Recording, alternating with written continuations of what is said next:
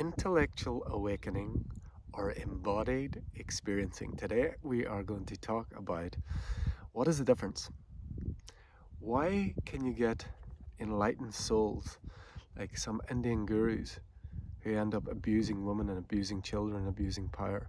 Why do we get people that share amazing wisdom, share beautiful truths, and end up living the opposite of that? Why do I have an experience of opening to certain ideas and fail to live up to them in my life? Why does that frustration continuously follow me in my life, where I open up to universal wisdom and have the ability to tap into certain things, but the inability at times to live into those? I believe that's the difference in an intellectual awakening, which I believe I've had some form as, and full embodied experiencing, which I've had some degree of, but it is less. It is more and more over time, but it is much less than what has been awakened intellectually.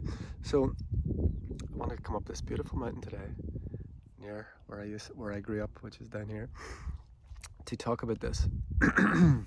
And this term was introduced to me by a dear friend, Muzz Murray, and he talked about some of the sages and some of the gurus that he met, and he observed what he called an intellectual awakening, where he would see them and he would be with them, and they would share amazing insights. They would have lots of followers, devotees, and really share deep insights, deep wisdom, deep spiritual truths.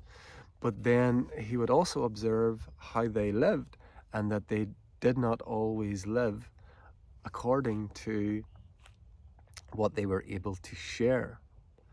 And it's a subtle thing as well, and I've experienced this myself. Is it's not in all cases, let's say, that that they're a charlatan or that they're in somehow trying to deceive people. I believe when you open up to universal wisdom and it really touches people's souls when you share it, it is true that you're tapping into that. But actually embodying that truth is a whole nother level, and it's a whole different sphere of experience in the human realm, because everything in this human reality is set up to pull you away from that, to make you forget that, to tempt you out of that. So intellectual awakening, as the way I see it, the way I've experienced it, is the ability to tap into a library of information, however that may be. It can happen in a spontaneous spiritual experience. It can happen through maybe plant medicine or other things like that, or sometimes a big life change. We open up, because everything is energy. So information is energy, knowledge is energy, even wisdom is energy, but wisdom has a different facet that is missing when it's not embodied. So we have this opening, we get entryway to the Akashic Records, we get entryway to a big library, we get access to information that we didn't have before.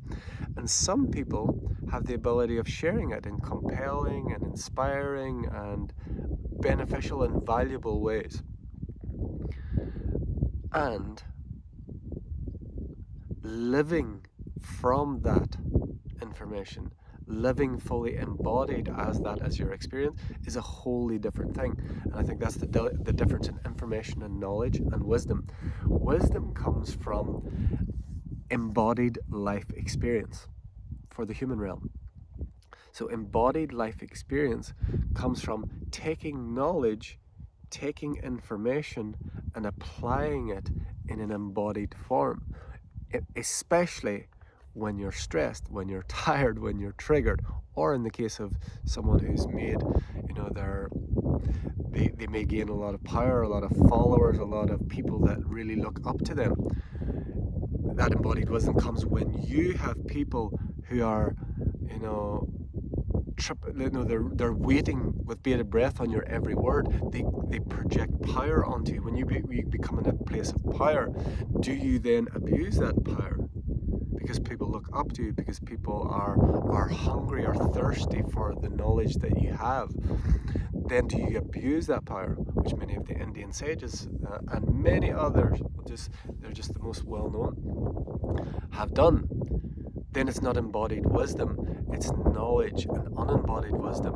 And through human frailty, through human weakness, every human is perfectly imperfectly perfect. So whenever they're put in a position of power and they're given power, or they're taken out of their natural environment, with a lot of the Indian sages, and taken to America a lot of the times, and then they have people literally bowing at their feet, and because it was not embodied, then they let the ego overtook them, and they abused power. And so for my own case, I've had several experiences where I've opened up to these things that don't match my experience growing up there. There's an ability of information. I'm just going to call it information. God's information. We are God's information. There's information would come through me many times, which even for myself was valuable, it was inspiring at times, it was interesting, it was triggering, and that would come through me at times. And as soon as I would step out of that role where I was sharing that information and back into my old life, my normal life with my wife and son, I would get stressed, I would get triggered, I would get tired, I would get angry, and I would find myself very often not living up to what I am sharing. So again, this is not like a deliberate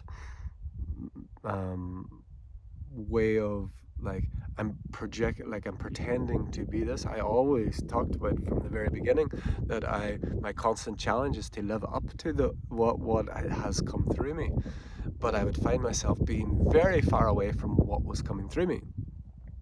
And it's very frustrating when you open yourself to that and you experience that and you can feel the truth of that, but then you fail to embody and live it. You in the moments when you're tested. And when everything's going fine, it's fine. It's easy. When everything's going well, it's easy to be the higher version of ourselves, an expanded version of ourselves. It's when we get tested, it's when we get triggered, it's when something collapses, it's when everything falls apart. That's when we truly see who we are. And I come back here once a year to see where I am at on my journey, and very often I'm very far from where I thought I was when I was in another place, another location, let's say, on the earth. But again, I just want to repeat that it's not a deliberate, I can't get the word here, whatever it is in my case, and I feel a lot of the cases, it's not like you're presenting in this way, and then you're deliberately presenting this, but you're living this way. In my case, is like it comes through, and I feel the truth of it, and I'm really inspired by it, and I want to live that way, but it's not embodied in my experience. Some of it is, but a lot of it is not. And I feel like this is the human embodiment journey, is to remember, receive higher aspects of ourselves, and then embody it into the matter, into the earth, into the soil of our soul. That's the real challenge, because everyone has access to all information. Not everyone is open to it, but everyone has access to all of it. So all of the energy, which is information, God's information, is available to everyone, but we have to make ourselves available to it, to avail of it. Available. We have to be available to God's information for us to avail of it. But getting the information is like someone who learns a certain process through a book or through the miseducation system and learns everything to a T from a book, but hasn't put it into practice in the real world, hasn't put it into practice when they're challenged, when it's real, a person's in front of them, a being's in front of them, a trauma's in front of them, a trauma within them. It's like book knowledge and lived knowledge. It's like college knowledge and street knowledge, or street wisdom, street wise, being street wise. The embodied human experience is an ongoing, evolving experience. And this is why I never like the word awake. Those people, they're awake, or I'm awake, or enlightened, or any of these sorts of words. because they're closed, they're finished. Awake, it's finished. Enlightened, finished, done. Awakening, becoming, evolving. And so the embodying of received knowledge, received information is an ever-evolving experience. So I wanted to share a little bit about today from my own perspective, and to say that it is very challenging to receive, let's say, like, just to make it as simple, like receiving information from 1,000 or 144,000 books, and receiving that, and having the ability to articulate those things, and then in the next breath not living, not expressing, not showing to other humans that part of yourself, not living that, not embodying that experience. So it's easy to judge. It's easy to judge, especially when some of these ones fall from grace, and they were a certain thing, and now they're fall from grace, and you see the ugly side of them, you see the unawakened side of them, you see all of that. And those who have shared authentically and openly and vulnerably, it'll be okay. But those who have only shown one side of themselves, those who have only ever shown when they were at their highest, when they were at their best, when they were their Instagram spirituality, that's going to be a big shock for those who maybe follow that. But I feel that we have to be always compassionate with ourselves and compassionate with others. And those who are without sin shall cast the first stone. It's easy to judge another for their journey. And it takes courage for someone to step out and share something, share information, share wisdom that they've received. And it takes even more courage to admit, to show, and to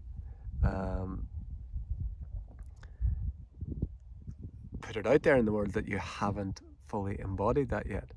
So this is a time of great uncovering, and it's going to come more and more. And it's easy to judge. So those without sin cast the first stone. So whenever you see these beings falling from grace, look within before we want to judge. Look within and see what did I project onto them, either good or bad. Look within. What am I judging in those apparent people outside, and can I find that within myself? And that's how we continue to embody our experience. We embody it by seeing everything that we've projected outwards, good or bad, and bringing it home to the heart to know that I am the all of everything. I am everyone. There's only one of us here. And this difference in intellectual awakening and embodied experiencing, embodied expression, is I feel well, I can only say for me, maybe there are fully embodied, fully enlightened, I know there are, but they are not on Instagram. There are fully embodied, fully expressed God beings on the earth, but you don't see them on social media, you don't see them on YouTube. Maybe a handful that I feel that I have witnessed. So be compassionate with self, be compassionate with others, as the beings that you may have projected and put on a pedestal fall from grace, or, as I spoke about the other day, as those you have put below you because you've artificially put yourself above you, be compassionate with them, and be compassionate with yourself when you see you've put yourself above where you actually are, or you've put yourself below where you actually are, because we are all one.